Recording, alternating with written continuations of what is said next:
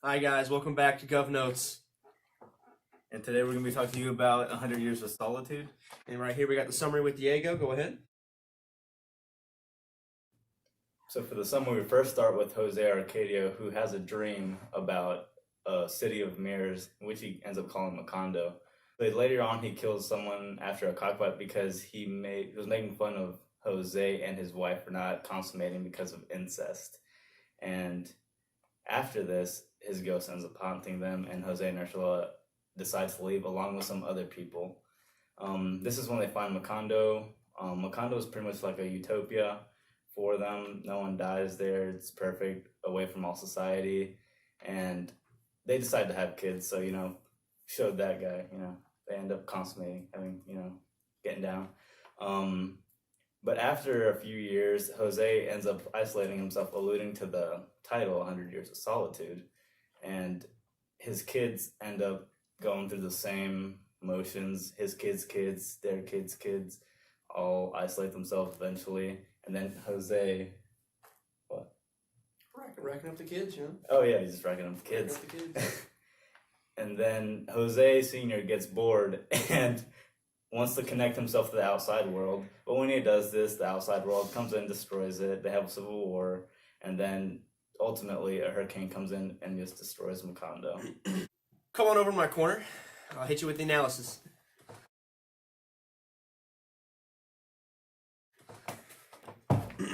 Time. It's just a concept. But it's present throughout the entire book.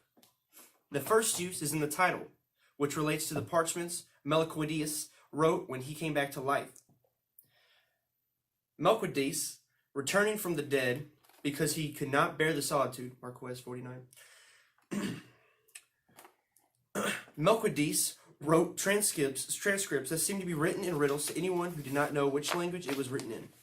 Years later, Aureliano finds the parchments and discovered that they are written in Sanskrit. Melquiades tells him he would have to learn Sanskrit during the years remaining until the parchments became 100 years old when they could be deciphered. Marquez 356. Putting these two events together, the title seems to be reminiscence of Melquiades growing tired of the isolation of death and wrote out what seemed to be 1 century worth of daily episodes. Marquez 415. When it says, 1 century worth of daily episodes, it's a century worth of works, and it's not in chronological order.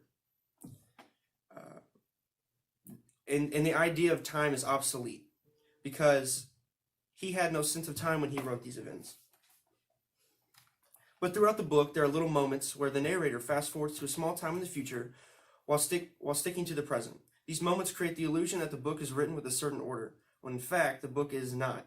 It's written in parchments of Melquiades' daily episodes of 1 century that seem to coexist in one instant. While the idea of time is present throughout the entire book, the theme of incest and magic is also prevalent. I'd move on to the major themes. The theme of incest and sexual deviance is seen throughout the book, starting with Jose Arcadio Buendia, who married his first cousin Ursula Iguaran. They were warned by the ancestors that their children would be born with a tail of pigs, and Ursula was extremely concerned that their child would be an iguana. We're about to explain this whole mess of a family tree. Hi, I'm a voiceover. So a dog and a cat have a horse, a cow, and a chicken. A cow gets with a cockatoo, and they have a turtle, a panther, and a lion, while the horse gets with a pig, and they have a donkey and a swan. Now the turtle gets with the duck, and they have a wolf, a bear, and a dragon. The dragon gets with a lamb, and they have an iguana, while the wolf has an iguana. Now, I know what you're thinking. Why double iguana? Well, the dragon unobtrusively messes with the wolf, and they have an iguana. Both of them. But then, a dragon and a lamb still get together and have another iguana. So there's 2 iguanas for the dragon. Now the chicken messes with the donkey. That ain't right. and the cockatoo is part of the same family tree. Again, that ain't right. And that's incest. Thanks. Now, Wonderful. Fairies, unicorns, leprechauns, magic. 100 Years of Solitude is a magical realist novel, meaning the story has a realistic tone with a magical theme, and the theme is throughout the entire story. Remember that. Groups of gypsies would come once a year, bringing magical things.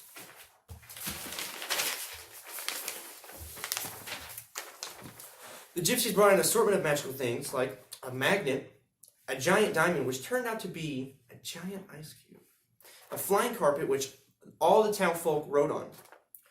Meliquodiasis is the head of the gypsy group and is reported to have come back from the dead. Ooh, scary. He introduces new technologies to the town before his first death. And then he goes to live on with Buendita family, and he came back to life. He continues to drift away from reality while composes a series of manuscripts. The theme of magic relates to the idea of solitude to the individuals in this book, and here's how. the theme of solitude in the book does not speak of being alone, without others, but being alone with one's own self, which is seen throughout the character's actions, because he isolates himself.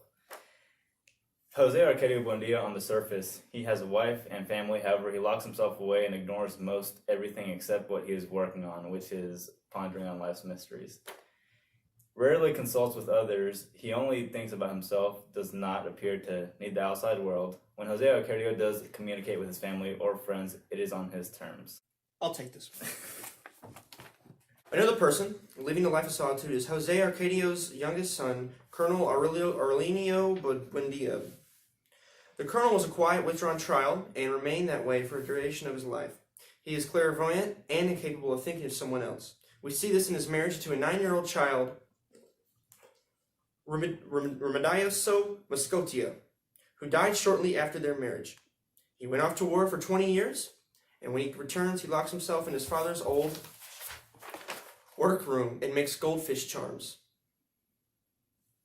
Depressing. That's it. It's just depressing. And that was 100 Years of Solitude by Gabriel Garcia Marquez.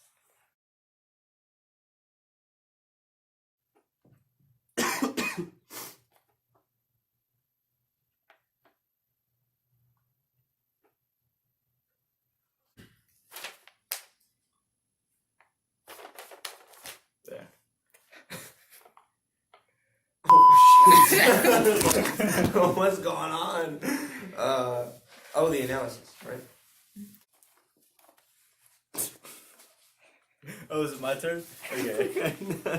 All right, now we're on the The major themes. yeah.